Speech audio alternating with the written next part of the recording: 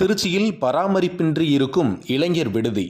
திருச்சி அண்ணா விளையாட்டரங்கம் அருகே மத்திய அரசின் இளைஞர் நலத்துறை சார்பில் இளைஞர் விடுதி ஒன்று செயல்பட்டு வருகிறது. ஒரே நேரத்தில் 80 பேர் தங்கும் வகையில் 2 தளங்களுடன் அமைந்துள்ள இந்த விடுதியில் நாளொன்றுக்கு மிக குறைந்த கட்டணமே வசூலிக்கப்படுவதால் வெளியூரிலிருந்து திருச்சிக்கு விளையாட்டுப் போட்டிகளில் பங்கேற்க வருவோர் அருகிலுள்ள பாரதிதாசன் பல்கலைக்கழக காஜாமலை வளாகம், அரசு சட்டக்கல்லூரி, தந்தை பெரியார் ஈவேரா கல்லூரி, ஜமால் முகமது கல்லூரி போன்றவற்றில் நடைபெறும் கருத்தரங்கம், பயிற்சி முகாம்களில் பங்கேற்க வரும் மாணவர்கள், இளைஞர்கள் மிகவும் பயனடைந்து வந்தனர். இதனை பராமரிக்க மத்திய அரசின் சார்பில் பராமரிப்பாளர் நியமிக்கப்படாமல் இருந்ததால் இந்த விடுதியை அண்ணா விளையாட்டரங்க அதிகாரிகளே மேற்பார்வையிட்டு தற்காலிகமாக பராமரித்து வந்தனர்.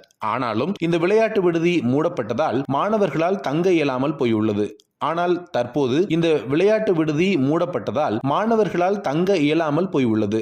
இக்கட்டிடம் கட்டப்பட்டு பல ஆண்டுகள் ஆனதாலும் ஆண்டு கணக்கில் முறையாக பராமரிப்பு பணிகளை மேற்கொள்ளாததாலும் இளைஞர் விடுதி கட்டடம் சேதமடைந்துள்ளது. மேலும் வளாகம் முழுவதும் ஆங்காங்கே செடி கொடிகள் வளர்ந்துள்ளன.